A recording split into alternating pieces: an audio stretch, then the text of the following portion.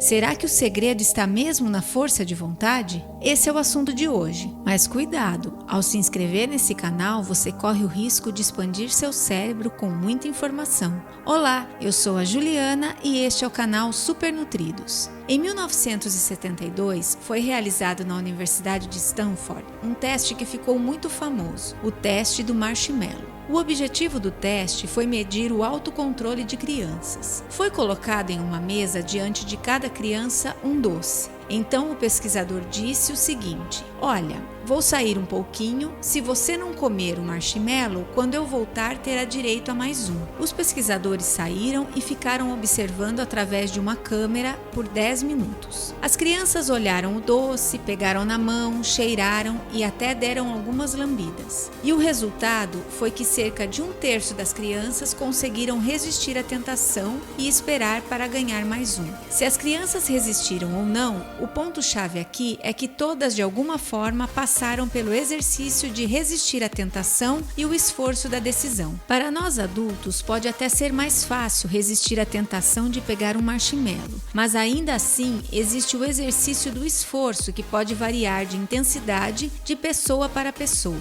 Em outras palavras, gastamos energia quando temos que resistir a uma tentação. Explicando de outra maneira, é cansativo lutar contra a nossa força de vontade. Um alcoólatra, por exemplo, que se depara com um frigobar cheio de bebidas alcoólicas no quarto do hotel, se esforça muito para resistir à tentação, enquanto que para uma pessoa que não bebe seria indiferente, podendo passar muito bem apenas com um copo de água. Tem também outro teste muito famoso, o do psicólogo Roy Baumeister. 67 participantes ficaram 3 horas sem comer e entraram em uma sala que exalava um delicioso cheiro de biscoito de chocolate. Todos se sentaram e de frente com cada um deles, uma mesa com 2 tigelas, uma cheia de biscoitos quentinhos e cheirosos e outra cheia de rabanetes. Os participantes foram separados em 2 grupos. O primeiro grupo poderia escolher o que quisesse, mas o segundo poderia comer apenas rabanetes. Depois desse lanchinho, os pesquisadores chamaram todos para um desafio. O desafio foi montar um quebra-cabeça complicadíssimo. O objetivo foi ver por quanto tempo eles ficariam tentando montar o quebra-cabeça. E agora vem a parte mais curiosa do teste. Os participantes que puderam comer somente rabanetes desistiram do quebra-cabeça na metade do tempo em relação aos outros participantes que não tiveram que resistir à tentação do biscoito cheiroso. A teoria do psicólogo no experimento é que os participantes que tiveram que lutar contra a tentação da tigela de biscoitos quentinhos já estavam cansados de usar a força de vontade para tentar montar o quebra-cabeça. E este é apenas um dos quase 200 experimentos que deram credibilidade a esse conceito que foi nomeado de esgotamento do ego. Em outras palavras, o esgotamento do ego baseia-se na ideia de que a força de vontade é um estoque limitado de energia. Ou seja, quando resistimos a uma tentação, seja deixando de comer um alimento não saudável ou lutando contra a vontade de ver bobagens no celular ou na TV, gastamos energia que seria fundamental para aquilo que realmente é útil ou precisamos realizar. Podemos imaginar que a força de vontade é como um músculo. Quando forçamos um determinado músculo, ele se cansa e pede descanso, mas no entanto, ele pode ser fortalecido. Quando usamos muita força de vontade, resistindo tentações o tempo todo, vamos nos cansando e com isso tendo cada vez mais dificuldade em manter o foco no objetivo. Por isso, uma pessoa que está tentando melhorar a alimentação e o estilo de vida, ao se deparar com armários e geladeiras cheios de guloseimas, sofre maior resistência contra o objetivo com o esgotamento do ego. No entanto, quando essa mesma pessoa tem em casa somente alimentos naturais e saudáveis, a probabilidade dela manter um estilo de vida saudável aumenta. É claro que evitar tentações, notificações ou qualquer tipo de distração que ative nosso esgotamento do ego pode ajudar muito, mas nem sempre temos controle sobre fatores externos. Se não estamos conseguindo mudar o estilo de vida, o problema não é a falta de vontade. A maioria das nossas ações no dia a dia são comandadas pelo nosso subconsciente. São atos automatizados, ou seja, hábitos. E quanto mais somos bombardeados com tentações para prazeres momentâneos, maior a dificuldade em se criar bons hábitos. Na medida em que repetimos uma determinada ação, nosso cérebro faz conexões tentando automatizar o processo com o objetivo de economizar energia, e assim vamos criando hábitos. Portanto, a força de vontade pode até nos impulsionar através de um determinado tipo de motivação ou clareza de recompensa, mas o que de verdade nos molda são nossos hábitos. Hábitos se constroem com repetições e nunca podemos esquecer que bons hábitos construídos atraem outros bons hábitos, da mesma forma que hábitos ruins atraem outros ruins. James Clear, em seu incrível livro Hábitos Atômicos, explica um modelo de espinha dorsal de 4 passos para se criar bons hábitos e se livrar dos ruins. São eles: estímulo, desejo, resposta e recompensa. Tudo começa com o estímulo, que desperta um desejo que motiva uma ação de resposta ao estímulo em busca pela recompensa. Quanto maior o número de repetições tem o ciclo, mais forte e automático fica o hábito.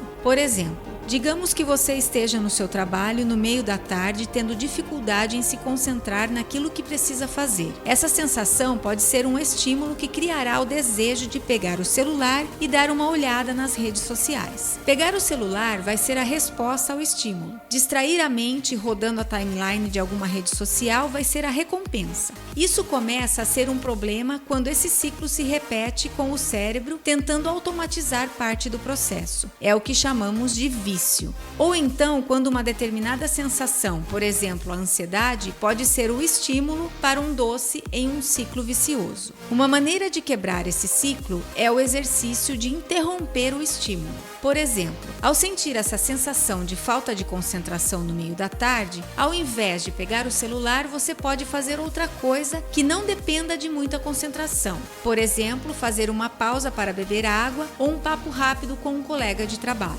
Lembrando, quanto maior o número de repetições tem o ciclo, mais forte e automático fica o hábito. Encontrar vontade o suficiente para iniciar e manter uma rotina de atividade física pode não ser fácil, e a explicação é que nosso cérebro pode estar acostumado ou até viciado com muitos estímulos de recompensa imediata. E para entender isso, precisamos falar sobre a dopamina. Para quem não sabe, a dopamina é um neurotransmissor que possui um efeito central em muitas combinações do cérebro e é responsável por processos neurológicos que despertam vontades e prazeres. Nosso sistema de recompensa no cérebro é estimulado pela dopamina toda vez que estamos fazendo alguma coisa que nos fornece algum tipo de recompensa. Aliás, quase tudo que fazemos na vida é por algum tipo de recompensa. Nosso cérebro desenvolve prioridades com base na quantidade de dopamina. Quanto mais estimulamos a dopamina, mais queremos dopamina. Uma superestimulação de dopamina faz nosso cérebro diminuir a eficiência dos receptores no centro de recompensa no cérebro, exigindo cada vez mais dopamina. Um exemplo clássico é o viciado em álcool, que vai aumentando a quantidade da bebida com o passar do tempo.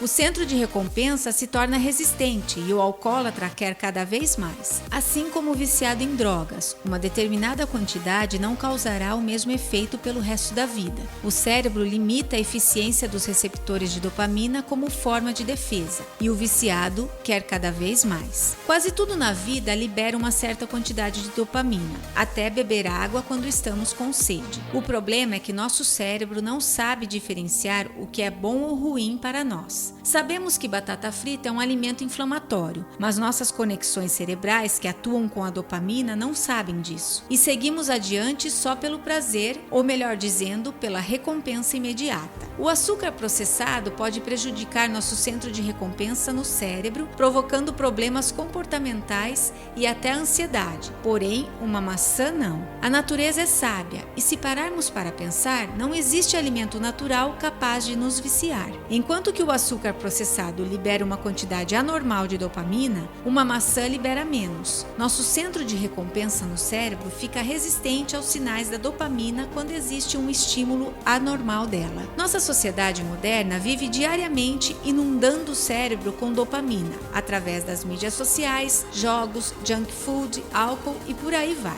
Uma vez que a tolerância à dopamina fica muito alta, fica muito mais difícil realizar outras atividades que produzem menos dopamina. como por exemplo, ler um livro ou comer alimentos naturais. Hábitos são um ciclo de feedback acionado por dopamina. Todo comportamento viciante é formado por frequentes estímulos de dopamina, até os mais básicos, como roer unha no piloto automático. O segredo é quebrar o ciclo do hábito ruim. Como fazer isso? Precisamos manter o estímulo de hábitos ruins invisíveis na medida do possível e dar mais clareza aos estímulos de hábitos bons, ou seja, tentando mudar nosso ambiente ao redor. Existe uma modalidade que está ficando muito famosa, que é o jejum de dopamina. Basicamente, é quando reservamos um tempo para se desligar de tudo aquilo que possa estimular muita dopamina para prazeres imediatos, como videogames, redes sociais, etc. Mas podemos simplesmente ajustar os pequenos hábitos trocando os ruins pelos bons. A oração, a meditação ou uma caminhada, por exemplo, já é um tipo de jejum de estímulos anormais de dopamina, mas existem milhares de outras formas. Uma atividade física pode ser chata no começo. Isso acontece porque o cérebro está acostumado com outros estímulos de dopamina. Mas experimente colocar a atividade física no lugar de algum hábito ruim e repetir isso por 1, 2 ou 3 meses. Lembre-se, todo comportamento viciante é formado por repetições. Elimine o máximo que puder de estímulos para hábitos ruins e crie ao seu redor um ambiente mais disciplinado com menos tentações. Pessoas que aparentam ter mais força de vontade são justamente aquelas que evitam o gasto de energia com situações tentadoras e exercitam a formação de pequenos bons hábitos. Por isso, não se culpe se você não consegue se manter saudável. Primeiro, você precisa se organizar e se munir de armas para isso. Você precisa se preparar para estímulos de hábitos ruins e ir ajustando aos poucos. Por exemplo, se acha que vai sentir uma louca vontade por algum tipo de guloseima, se prepare e leve algum tipo de alimento saudável para colocar no lugar daquele ruim que vai estimular muito a dopamina para prazer imediato. Por exemplo, uma fruta ou um mix de castanhas. Isso não ocupa muito espaço na bolsa ou mochila e faz muita diferença naquele momento de fome em que você só tem como opção um salgado ou doce, que não agrega nada e ainda inflama e desnutre nosso corpo. Isso vai nos deixando cada vez mais forte e nos colocando mais próximos de um estilo de vida saudável. O mesmo vale para outros hábitos, como atividade física ou diminuir o tempo nas redes sociais. Se propõe alguns desafios para começar. Troque 15 minutos de acesso às redes sociais por 15 minutos de caminhada ou dance ao som de seu ritmo favorito. Vá aos poucos, mas seja constante e persistente. Hábitos levam tempo, mas no final valem muito a pena, pois conseguimos resultados, melhoramos e otimizamos nosso tempo.